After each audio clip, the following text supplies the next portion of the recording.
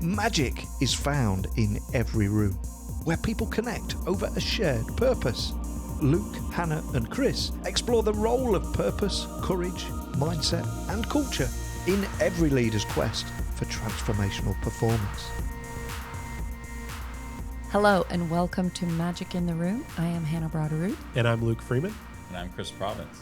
And today I'm excited. We are going to talk about a book and an idea that I came across last year, and it's been super impactful to me, and I think shapes a lot about what underlies culture and our ability to get things done in organizations. So the concept we're going to talk about today is mattering. Zach Mercurio is the author of a book. He's also the leader for the Center of Purpose at Colorado State, I believe. But he wrote this book. I'll show it for the folks that are on YouTube with us. It's called The Power of Mattering.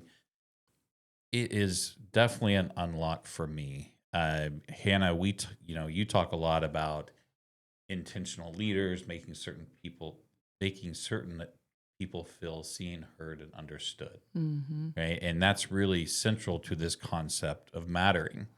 And I think I can frame this conversation the way that I do with senior leadership teams. I always ask two questions.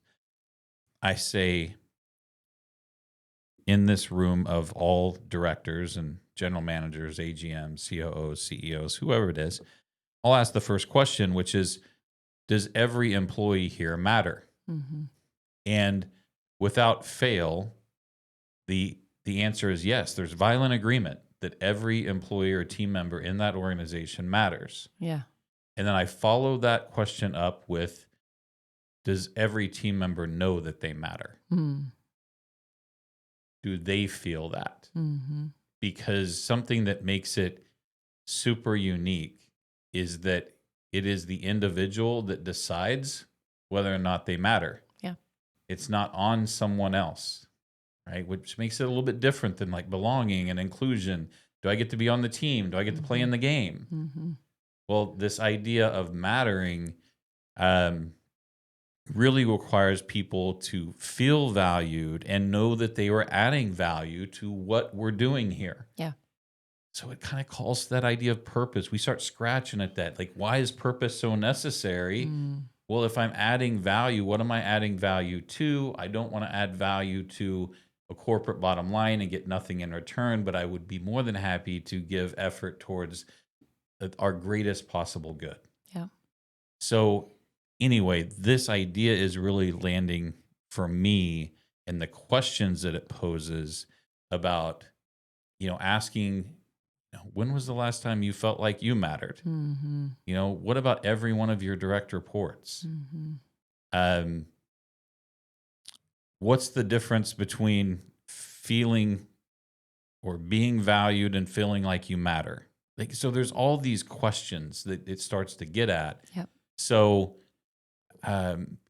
it's this idea that mattering is a leadership responsibility, that it's not a soft concept, that it's a moral obligation that starts at birth. Like, you think about when a child is born, the first thing they do is reach out. Mm-hmm.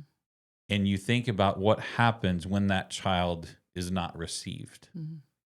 And that behavior doesn't stop. All the way through life, we continue to reach our arms up or out at people, mm-hmm. right? It's a function from one person to another person.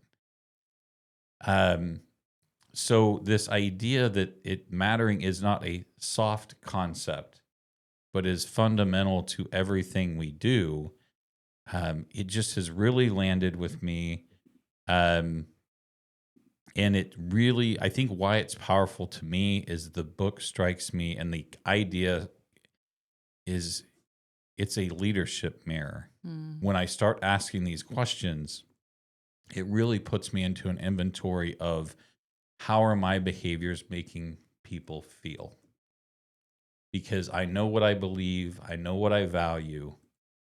Am I showing up as the person I know myself to be, so the people that I'm connected with feel how I want them to feel, or they know how I feel about them?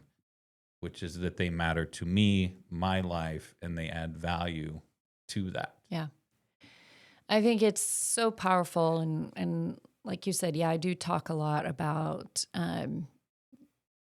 whether it's in, teaching guest experience and how do we create a meaningful guest experience, or it's with team members, recognizing how do we help team members feel engaged and choose to engage with the work that they do and that they are contributing.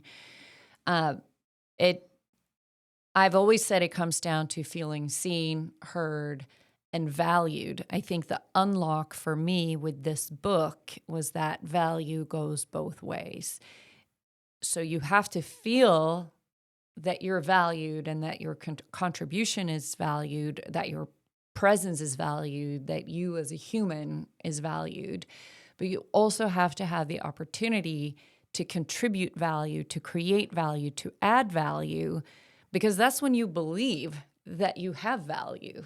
And so how do we also help team members, guests, family members, whoever it is that we're interacting with, not only feel valued for who they are, but also to see that what they contribute is valued. And if it's not, how do we help them, coach them, guide them into finding ways to contribute value in a meaningful way? So that was really a big takeaway for me in reading this book, was that look at value, creating value, contributing value, and then feeling valued in return. Luke, I would love if you, first kind of your thoughts on how all this is landing with you, but like, how does this tie back to being a measurable driver of performance, retention, resilience, and trust? These things that like high performance organizations require in order to thrive. How does mattering land, and how should we be thinking about this idea as it relates to the things that really drive performance? Yeah. Let me answer your question, and then I want to reflect on just the concept a little bit. So I love this idea as, why is purpose important, right? It's in our name. We talk about it all the time, right? But I love this idea that purpose is a measuring stick by which I can gauge my level of mattering. Like, am I significant to this community that I'm in, this work community? How do I know that? How do I know if I'm significant or not? Well, it's very difficult for me to know if I'm a significant member of this community if I don't know why we exist, what our highest possible good is, we're trying to achieve, yada, yada, right? If I do know that, and I know it clearly, well, then I should be able to answer the question, do I matter in this organization? Is my presence here on this team as a part of this work community, is it significant or not? I think anyone who knows their purpose clearly, the shared purpose of the organization, should be able to answer that question. Mm-hmm. So our job as leaders then is to say, why are we here? Why did we all show up? And we kind of diss shareholder value as a shared purpose sometimes on this podcast and in communication. And it's not personally motivating to me, right? But let's even use that, right? If we are clear, if an organization's clear that our shared purpose is to create shareholder value, well, like, someone should know if they're significant to that or not. Does my role, does the thing I do create shareholder value or not? Mm-hmm. That they should know. So I'm just saying, like, worst possible, least motivating possible shared purpose. Even that should be able, if it's clearly defined, anchored to, we talk about it, people talk about it in onboarding, they know what contributes to shareholder value, what doesn't. Even that could contribute to mattering. Mm-hmm.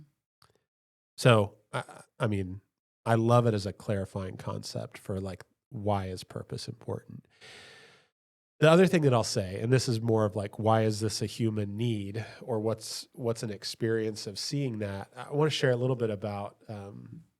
I used to run leadership development programs for high school and college students, and our very first program was a tiered program that people would do over multiple years and multiple experiences. And the very first one was a 2-week residential at a camp experience that in those 2 weeks, those kids, they were going into their sophomore year of high school.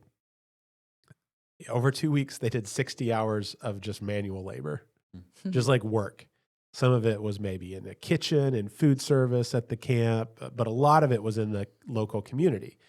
And we were in rural Oklahoma, pretty poor area. And so we would build wheelchair ramps and clean up people's yards and go work at local schools doing projects, painting the hallway at a local school, right? So 60 hours out of these 2 weeks that, by the way, they paid like, I don't know, I don't even remember. I was like $1,600 or something, right? They're paying to come and do this. And I will say at some point, the muttering and the complaining and the, oh, I have blisters because we've been splitting firewood for someone, right? Turns into, I love doing this work. Yeah. Like I love contributing. Because developmentally, these kids, these teenagers were ready for some sort of significant, like what makes me matter? Mm-hmm. And our theory of the case was that serving other people matters, that's a shared purpose that we all as human beings should and can embrace. So let's experience that over these 2 weeks and also give some leadership skill and yada, yada, yada, right? But I look around and I've got 3 adolescents, right? When do they get the opportunity to be significant, to matter? Mm-hmm. I mean, as a parent, I can kind of say, hey, we should make the world a better place. And here's some core values of our family and da, da, da, da, da. But as a culture, like at school, like who's telling them, like, this is what you do to matter in our world? Because I will tell you, like, highest suicide rate in recorded history among adolescents right now, right? Like, I think if you need evidence that getting likes doesn't make you matter, right? We have evidence that a lot of people have said, oh, cool, I get some dopamine for getting likes on a post. Mm-hmm.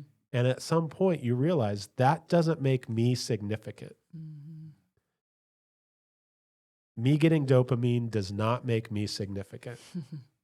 I don't matter in that world that a lot of our kids live in. Yeah. And I mean, we can apply this to adults and everything else, but I think that's such a salient example. Like, let's apply it back to workforce. Like, how do we make it clear what mattering in this work community is? And I'm going to stop talking here in a second, but it might be the only place in their lives that people get the chance to matter and feel significance. That's where I was going, right? Yeah. Like it can, I mean, hell, in today's world, this can be novel. Yeah. You know? But like you think about with every like, with every tear emoji, with every congratulations, woo, jackpot emoji, right? Like that is decaying our social skill. So we're losing the ability to really connect and let someone know they matter because the platforms make it so much easier to flash an emoji. Yeah. Whether I actually feel that way or not. Yeah. Hey, I'm so happy to announce I'm now serving in this role. Automated congratulations, phew, firework or confetti popper, right? Like, no, like pick up the phone, call that person. Hey, I was thinking about you and the journey you've been on. And I can't imagine, like, one, the way you must feel, but just how incredibly admirable your work has been to watch, to be inspired by. Like, that's the skill that decays when we pop the emoji. Yeah. Because it's just like, hey, I'm seeing you, kind of. You're really not going to know how I truly feel about it. So this idea of, like, social skill decay, how overbaked we are, like soundbite, you know, from the author here is hurry and care cannot coexist. Mm. Mm. So when we are covered up, we're ignoring something within arm's reach. Someone in that circle probably feels like they don't matter. Yeah. And I think about the executive that keeps banging away on email Mm-hmm. when their direct report walks into the room, Yep. which I've been guilty of. Yep. Right? Like I'm not clear of this, Mm-hmm. Yeah. you know, but when we get hurried, when we have pressures, it signals to the Mhm. people around us that they don't matter. Yeah. And I think there's some maybe different developmental stages along the trajectory of a life that I think it becomes really important, because as we go through different phases of life, the things that matter, the things that make us feel significant and like we have value, that it changes a little bit, right? And so whether it's kids and showing kids and adolescents how they can matter in this world and feel significant, to, you know, you reach kind of the height of your prime and you are contributing value, you're very confident in who you are and what you can contribute. And then, you know, as we find ourselves here firmly in midlife and looking at the other side, you know, how many elderly people do you notice who maybe walk around feeling invisible because they stopped feeling relevant and nobody pays attention, nobody notices? And so as I think about both sides of that spectrum, like how do we help people see and feel that they matter, whether it is contributing energy and ideas to an organization or phasing out of organizational life and still feel like you have significance, that you matter in the world. And yes, and what that sparked for me was that callback to the character of leaders is evidenced by the team member experience they deliver. Yeah. Mhm. Are you making certain people understand that they matter? Mhm.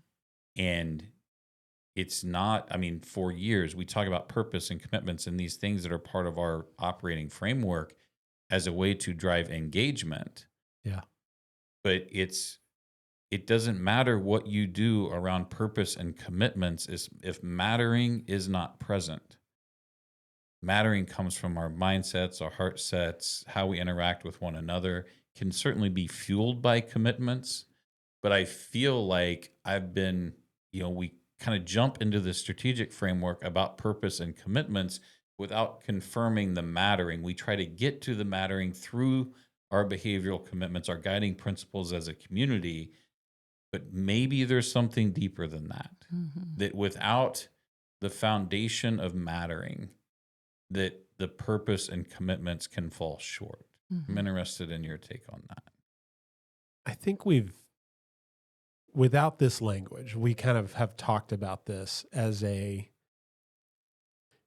when it's a poster on a wall, it's not powerful, right? Mhm. If your mission, your purpose, your vision, whatever, or your core values are on the wall, maybe you've done some work, leaders went on a retreat, and then you don't operationalize them, it doesn't matter, right? I think what we're learning right now in this conversation and with this book and this concept is that work of operationalizing, talking about, making your purpose, mission, vision, values a real part of day-to-day operations and life and conversations.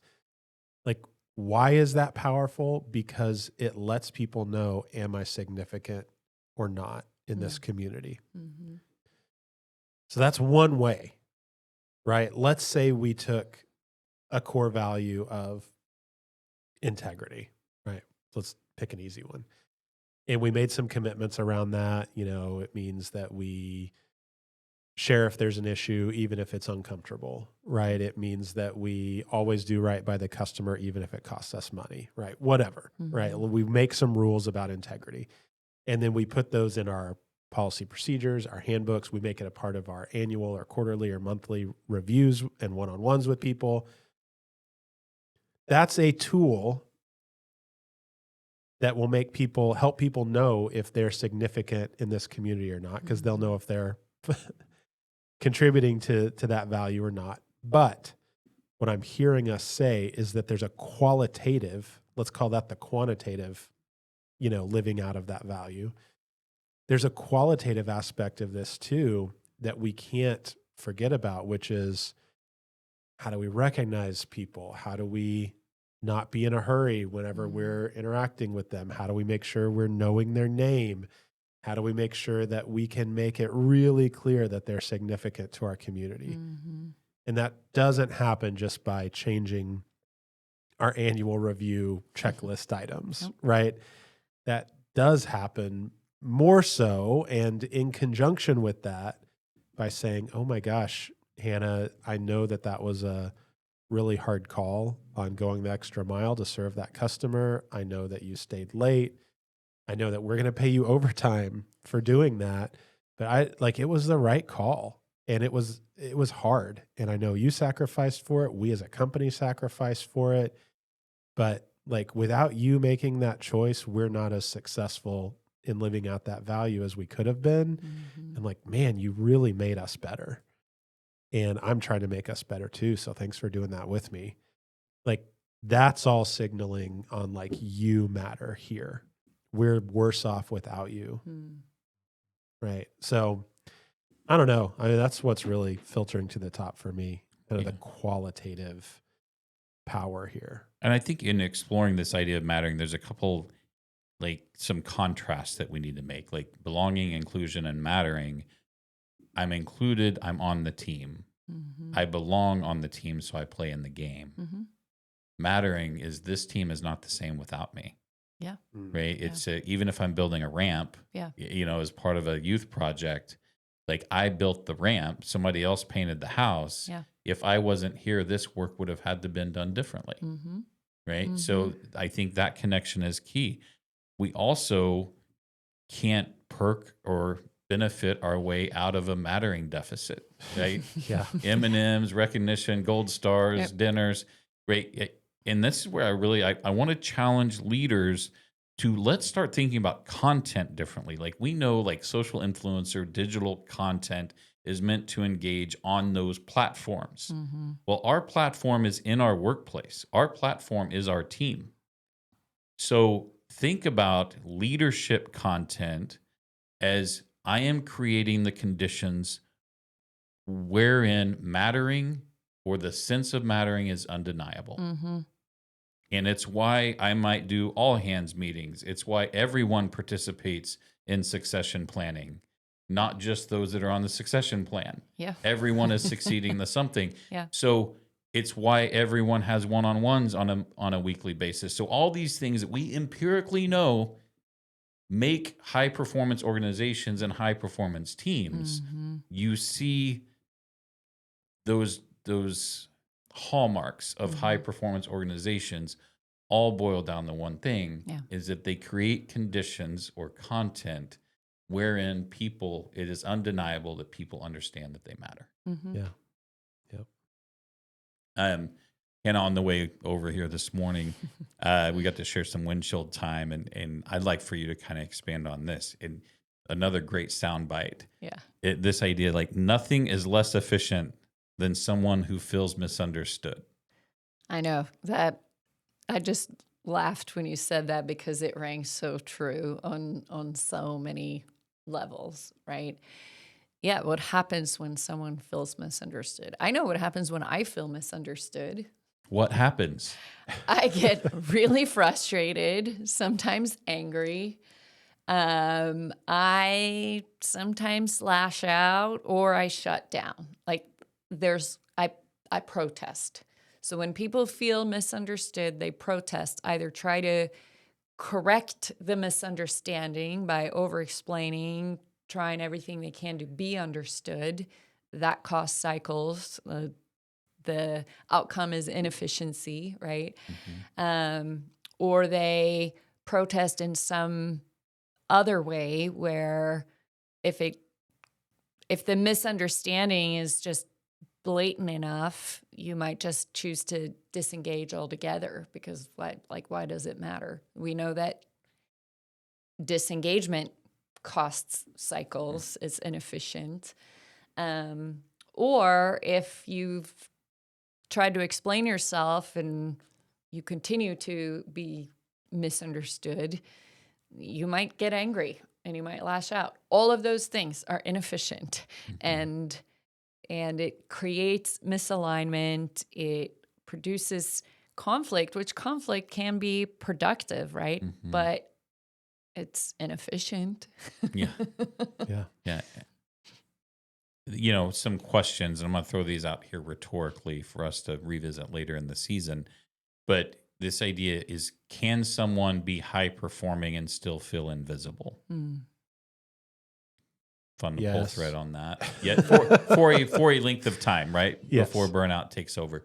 A lot of times I think we confuse appreciation and mattering. Is, have you ever been praised but still feel disposable? Yeah. Like, certainly there are conditions. And to what you were talking about, Hannah, just now, the idea of like learned helplessness, continuing to bring up the ideas, continuing to not land a platform for them to get traction. Why does it matter? If I bring it up or don't bring it up, right? So you get to the invisibility, the not seen or understood, just the psychological withdrawal. Yep. We talk about quiet quitting. Like, why do you think that happens? It's just a fancy word for withdrawal. Yeah. That is a function of not mattering. Yep. Yeah. So we have to own that is our leadership behaviors. It's the content that we have created for our organizations to consume that have created the conditions for things like quiet quitting, for things like, high conflict, poor interpersonal dynamics, just negativity towards workplace culture. And Luke, I think this ties so much back into a lot of your work around, in the nerdery here, like the socio-moral climate, right? Like, leaders set the conditions, we then behave the culture. Yeah. So kind of do some work on tying this idea to that climate conversation. Yeah. I mean, I'm going to go a different direction than that. Okay. Feel free. I want to add to our list to discuss later in the season. What do you do if you're a leader and you feel like you don't matter? Because I don't want us to forget this idea of making meaning for ourselves, and that it's futile to try and create mattering inside your team or organization if you don't feel it yourself. But I think a lot of people are in that spot, right? And I want to also say this is a spectrum, right? This isn't I matter or I don't matter, right? There's a question here of like, how much do you matter? Because I think someone could say, yeah, I matter. They'd be worse off without me, but it'll be fine. Yeah, it's not a yes or no question. Right. Do you matter? It's a continuum. Yeah. It's a lot different than saying, wow, the highest possible good of this organization, like they're going to struggle to meet that. They will meet it less without me than with me. Yeah. So I think we should talk about how you create mattering for yourself, and then how do we maximize mattering? Like, how much mattering is enough? Like, how do we set the conditions where it's hard to not matter here? Yeah. Where it's not an option. Yeah. The performance is really unlocked when people feel seen, heard, and understood. And I'm going to wrap my takeaway and kind of my wrap up is we're going to continue this conversation into the season because it does strike at so much that's fundamental. Training issues are mattering issues. Yep. Yep. Customer service issues are mattering issues. The unwillingness to adopt technology is mattering issues. So we see a lot of symptoms, going back to how we kicked off the season. We see a lot of symptoms show up as inabilities to get things done that we as leaders think, oh, well, we need training, or we need development, or we need this. The whole idea of people will only learn if they're loved. People will move forward if they're cared for. And these are things that machines can't do. It is the downside protection to so much automation, AI. If we allow those mechanics to supplant human mattering, we all have a lot larger problem, right? But in a conversation I was having with a Fortune 500 C-level executive, I was very forward, and I said, the organization that you lead has a record year and then lays off 1,500 people. Like, how do you reconcile that? And the direct quote was, well, all told, there's about 29 people that matter. And now, wow, when you talk about a person, like one very heart-forward person, a leader that I admire greatly, but when it's conditioned around shareholder value, it makes those decisions okay. Yeah. But then it's an example of the language that we use. Is that a misappropriation of the word? Or is it really speaking to the condition of what those employees feel every day? Yep. Right. And then I wonder how much more shareholder value could be created if those 1,500 people knew that they mattered. Yeah. And how much greater the product or the service or the innovation could be. So again, it feels like it's an underpinning or fundamental story to strategic frameworks. I think the idea of mattering allows us to identify and label a domain where we can build skill. Yeah. And I'm looking forward to exploring this further with you all as we move through the season. Yeah. And I'll say my takeaway as we wrap here is that this has been a great conversation about what underlies the experience that team members have that are going to lead to their loyalty, their productivity, their engagement, right? Their collaboration, their innovation. That's all great. I am super excited to talk about what sort of unlock is it when we think about how do we make sure our customers, guests, clients, whatever word you got for them, how do we think about their experience of mattering? And if they matter and they experience mattering in connection to our company, oh my gosh, right? Crazy. So I'm really looking forward to that. Yeah. My final thought is, how do we intentionally notice people and then make sure that they know that they matter, whether that is our children, our team members, our employees, or those who got us where we are, our parents, our grandparents, our teachers, our coaches, our mentors, who may be in a different stage of life. Let's make sure they also know that they matter and their contribution. Yeah, that's powerful. So, I mean, it's something I hope I can keep top of mind every day. Like how do I orient people? How do I orient myself to this idea that I want every person that within arm's reach, or those that I work with that are outside of arm's reach, like they still matter. So how do my behaviors need to align in order for them to understand that? I think that's a powerful notion. Thank you guys for entertaining the conversation and the idea. And look forward to the rest of the season exploring this topic. All right. That's a good place to end. This episode, Magic in the Room, is recorded live here at our studio in Bixby, Oklahoma, at the Purpose and Performance Group office. Go Bixby Spartans. You're repping today. Yeah. It's a production of Purpose and Performance Group. You can find us at purposeandperformancegroup.com. Please reach out to us, connect with us, LinkedIn, other networks. We would love to chat, talk with you. Our producer is Ethan Babylon. Theme music is by Evan Grimm. You can find his work on Apple Music. And please follow us, You can also watch this if you want to see us. I promise you it's worth it. It's going to fulfill all your dreams if you'd like to actually see the conversation. But you can do that on YouTube. So until next time.